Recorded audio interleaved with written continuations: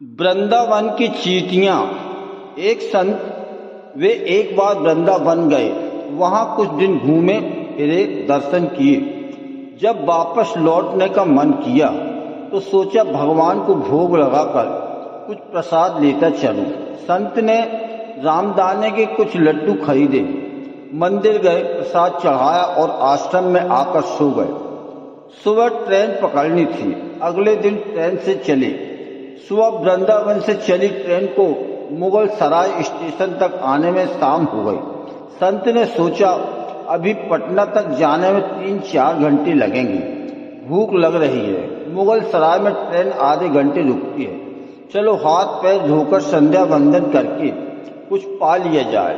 संत ने हाथ पैर धोया और लड्डू खाने के लिए डिब्बा खोला। उन्होंने देखा लड्डू में चींटे लगे हुए थे। उन्होंने चींटों को हटाकर 1-2 लड्डू खा लिए, बाकी बचे लड्डू प्रसाद बांट दूंगा ये सोचकर छोड़ दिया। पर कहते हैं ना, संत हृदय नवनीत समाना। बेचारे को लड्डुओं से अधिक उन चींटों की चिंता सताने लगी। सोचने लगे ये चींटे वृंदावन से इस मिठाई के डिब्बे में आए हैं। बेचारे इतनी दूर तक ट्रेन में मुगल सराय तक आ गए, कितने भाग्यशाली थे। इनका जन्म वृंदावन में हुआ था। अब इतनी दूर से पता नहीं कितने दिन या कितने जन्म लग जाएंगे इनको वापस पहुंचने में। पता नहीं ब्रज की धूल इनको फिर कभी मिल पाएगी या नहीं। मैंने कितना बड़ा पाप कर दिया, इनका वृंदावन छुड़वा दिया। नहीं, मुझे वापस जाना होगा। और संत ने उन चींटों को वापस उसी मिठाई के डिब्बे में सावधानी से रखा और वृंदावन की ट्रेन पकड़ ली। उसी मिठाई की दुकान के पास गए, डिब्बा धरती पर रखा और हाथ जोड़ लिए।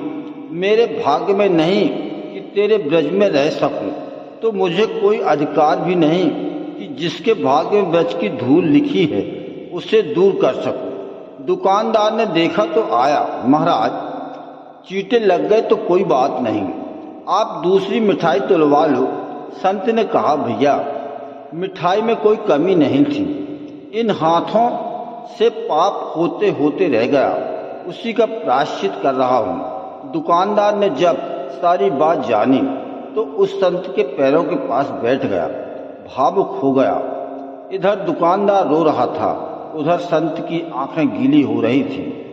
बात भाव की है, बात उस निर्मल मन की है, बात ब्रज की है, बात मेरे वृंदावन की है, बात मेरे नटवर नागर और उनकी राधा रानी की है, बात मेरे कृष्ण की राजधानी की है।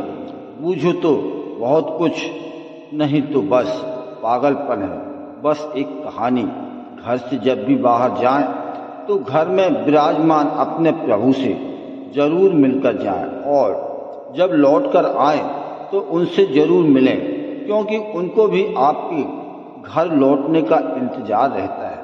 घर में यह नियम बनाइए कि जब भी आप घर से बाहर निकलें तो घर में मंदिर के पास 2 घड़ी खड़े रहकर कहें, प्रभु चलिए आपको साथ में रहना है। ऐसा बोलकर ही घर से निकलें, क्योंकि आप भले ही लाखों की घड़ी हाथ में क्यों न पहने हो, पर समय तो प्रभु के हाथ में है ना। जय श्री कृष्णा। फिर मिलेंगे।